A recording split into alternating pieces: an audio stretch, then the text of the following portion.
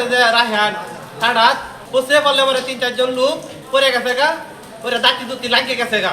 দাঁতি লাগার পরে দেয় আবার ফোন দিয়েছি পুজোরের কাছে, পুজোরে কইতাছে ছেলের একটু দোকানে দম আছে। আমরা আশা করছি যে বড় পুরা বড় সাইজ যে আল্লাহ হায়াতে তোমাদের বাঁচায় রাখো। 3 জন মারা গেছে, 1 জন আছে। পরে কইতাছে রায়হান নাই নাই মানে শেষ, মারা গেছে। আমার ছেলে আল্লাহ নিয়ে গেছে গা।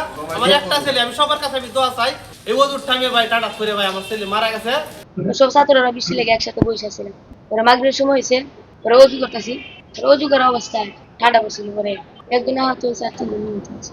মাগরিবের যখন টাইম হয়ে যাচ্ছে তখন আমি তাদেরকে বললাম দাদু অজু করে আসো। অজু করতে গিয়ে তখন একটা টাটা পড়ার পর দেখা যায় অনেক ছাত্র শুয়ে গেছে, অনেকেই মানে কান সমস্যা হয়েছে, কানে কম শুনতেছে, আর 3টা ছাত্র একেবারে মারা গিয়েছে। তাদেরকে অনেক চেষ্টা করেছি, আমি একটা মানুষ, তাদেরকে তুলে নিয়ে গাড়িতে তুলেছি।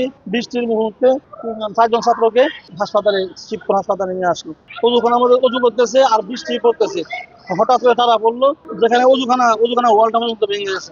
আমাদের এখানে জরুরি বিভাগে 3টি 14-15 বছরের কিশোর মৃত অবস্থায় নিয়ে আসা হয়। মাদ্রাসার তারা ছাত্র ছিল, অজু করা অবস্থায় তাদের উপর বজ্রপাত হয় এবং তাৎক্ষণিকভাবে তার মৃত্যু আমাদের এখানে মৃত অবস্থায় নিয়ে আসে এবং একজনকে আহত অবস্থায় নিয়ে আসা হয়। তাকে আমরা চিকিৎসা দিয়ে তাৎক্ষণিক সুস্থ করে তুলি মোটামুটি।